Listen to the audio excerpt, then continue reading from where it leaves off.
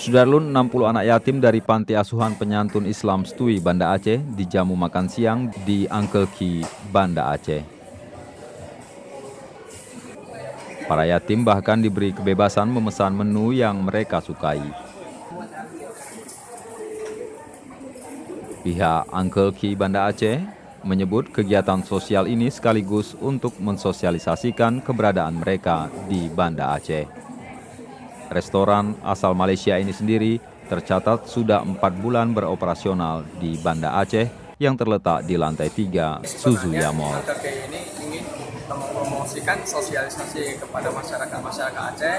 Jadi untuk kedepannya kalau misalnya ada program-program yang ingin bekerja sama dengan langsung Uncle Ki, itu bisa langsung mencari manajer outlet kami ataupun bisa kita kerjasama kontak melalui telepon. Untuk Uncle Ki di Banda Aceh sudah memasuki bulan keempat. Dan kami berharap selalu bisa menjadi dukungan dari masyarakat Aceh untuk kedepannya. Dari Banda Aceh, Misran Asri, Serambion TV.